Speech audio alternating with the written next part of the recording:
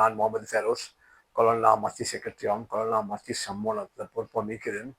இந்த விஷயத்தில் பலதரப்பட்ட பல கருத்து பேசி கொண்டிருக்குது. யூடியூப்ல டிக்டூப்ல மக்களும் சிலர் எங்கள்கிட்ட கேட்குறாங்க, என்னப்பா நிக்காபுடைய விஷயத்தில் கல்முனையில் ஒரு ஜென்ரல் ஹாஸ்பிட்டலில் என்னோட 9 சாதிமா பெண்கள் வைத்தியர்கள் அங்கே போகல. அவங்களுக்கு எகேன்ஸ்டாக வந்து அங்கே உள்ள வைத்தியர்கள் வந்து நிக்காப் அணிந்து வரக்கூடிய உத்கோஷம் பண்ணி கொண்டு போகிறத காணக்கொள்ள ரொம்ப கவலை இருக்குது. கடந்த 5-6 வருஷம் இதை விட மோசமான நிலைமைக்கு நாங்கள் சோதிக்கப்பட்டோம்.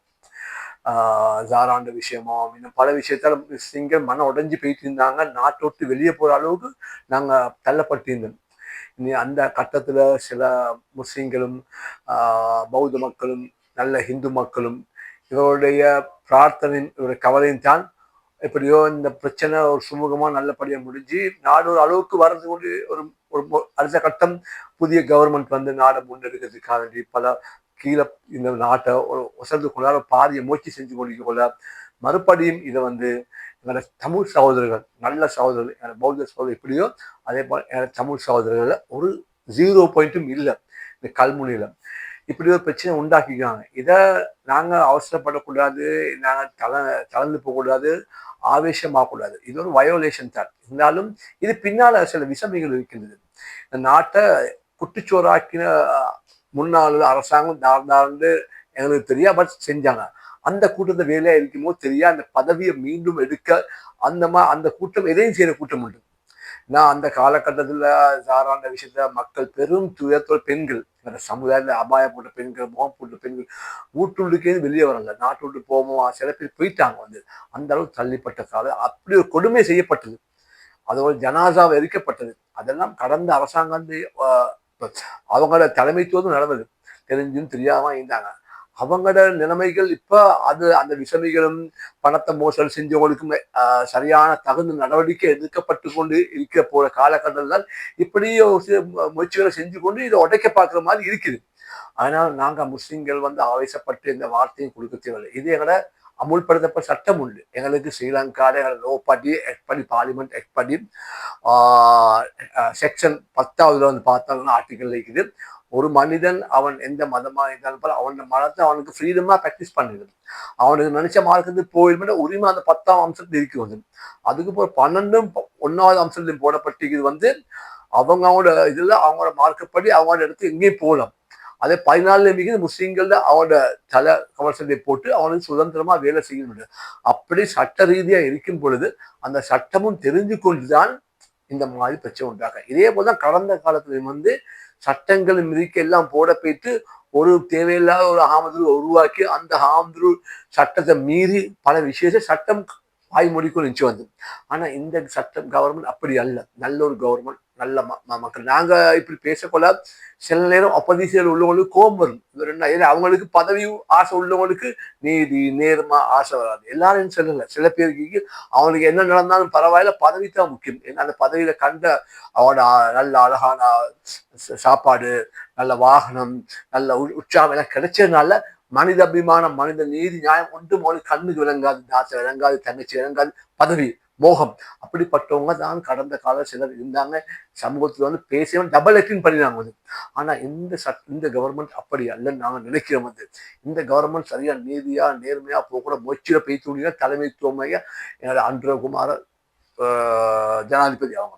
இது அவங்களோட காலகட்டத்தில் அவங்களுக்கும் தெரியும் வந்து சட்டம் ஈக்குவல் சொல்லி தற்காலிகமாக ஒரு முடிவெடுத்து அந்த கல்முனையிலிருந்து வாழச்சேரிக்கு எங்கேயோ டிரான்ஸ்ஃபர் பண்ண மாதிரி அந்த 9 பேர் இருக்குது. ஆனா அது நிரந்தரம் இல்லைன்னு சொல்றாங்க. இருந்தாலும் இந்த கடந்த காலத்தை நாங்க பார்த்தோம். இந்த இப்ப பேத்து கொண்டு கோர்ட்ல ஒரு ஜட்ஜோட வயசை கூட்டி அவரை கொஞ்சம் அந்த பதவியில வைக்கணும்னு சொல்லி ஜனாதிபதி ஸ்ட்ராங்கா நிக்கிறாரு. அது மக்களும் பௌத்த மக்களும் முஸ்லிம் மக்களும் பின்னால ஜனாதிபதி நீங்க சரியான முறையில் போறீங்க, நாங்க அவங்களோட ஈக்கியம் சொல்லி சட்டத்துல இல்லாத ஒரு விஷயத்த தேடி வேண்டியதான் செய்யறாரு. ஆனா சட்டத்துல ஈக்கிற விஷயத்த வந்து அவங்க என்ன செய்யாமிக்கான மனித கேள்விகள் நீக்கும். நாங்க பொறுத்து தான் பார்க்கணும். இது அவங்க பேச்சு உண்மையா இருக்கும்.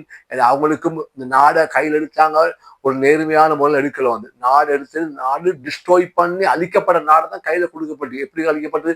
பண மோசடி, மக்களுடைய கொலைகள், தாஜுவின கொலைகள் இன்னும் வெளியே வரும். இப்படி பல பட்ட மோசடி உள்ள காமெடி தான் இவங்க எடுத்தியா எங்க பக்கம் பார்க்க. இப்ப அவங்களெல்லாம் பிடிக்கக்கூடிய கட்டம் முயற்சி பண்ண தான் அந்த அநீதி செஞ்சவங்க எப்படியாவது பதவியை அளிக்கணும் என்று எங்களுக்குள்ள அவங்கள சில கூட்டத்தை உருவாக்கி ஒரு சில அது பாருங்க அந்த ஹாஸ்பிட்டல் பெரிய ஒரு கூட்டம் உண்டு இல்லை. அந்த கூட்டம் யாராவது என்ற சொந்த அபிப்பிராய கருத்தை சொல்லும் யாராவது ஒருத்தர் பின்னுக்கால அரசாங்கம் பழைய அரசாங்கத்துக்கு தொடர்புள்ளவராகி அவரை வச்சு இந்த வேலையை செய்யறாங்க.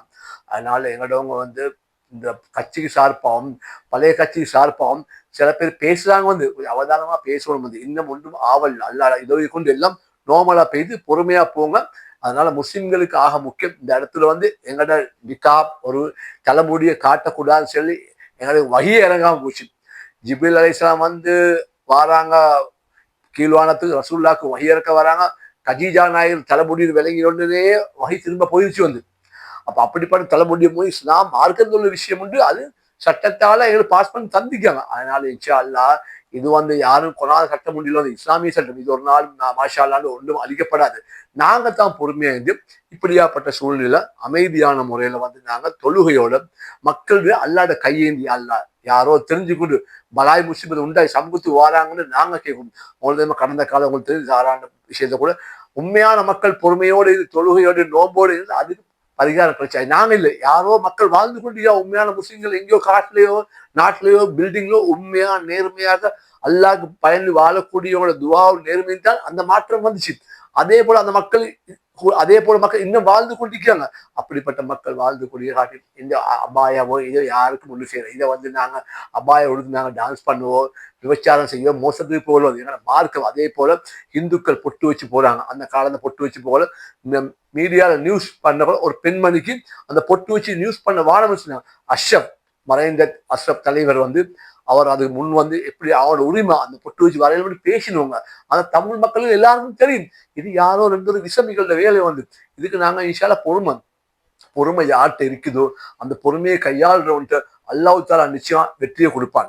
ஸோ அதனால யாரும் டென்ஷன் ஆகல. முஸ்லீம்கள் நாங்கள் கேட்டுக்கொள்ள நான் ஒரு மந்திரியோ நான் ஒரு ஸ்காலர்ஸோ நான் ஒரு பெரிய ஜட்ஜோ நான் ஒரு சாதாரண ஒருத்தன். நான் இதை கீழ் மட்டத்திலேருந்து சில விஷயத்தை அறிஞ்சிக்கேன். அதனால பொறுமையும் நோம்போடு சிக்கரோடு மிருங்க வெகு சீக்கிரம் இந்த அட்டகாசம் எப்படி பொம்பலாசி செஞ்சாங்களோ அதே மாதிரி இன்னொன்று ஆரம்பிக்க பார்க்க இதையும் அல்லாஹ் தாலா அழிச்சு போடுவான் நம்பிக்கையோடு. இப்போ ரப்பனா ஆத்தினா ஃபித் துன்யா ஹஸனா வ ஃபில் ஆখিরাতি ஆத்தினா அஸாபனா அல்லாஹும்ம ஸல்லி அலா ஸினா முஹம்மது வ அலா ஆலி இப்ராஹிம் கமா ஸல்லைத அலா இப்ராஹிம் இன்னக ஹமீதுல் Majeed. The Pioneer News website is based in Sri Lanka. The Pioneer News website is based in Sri Lanka. The Pioneer News website is based in Sri Lanka.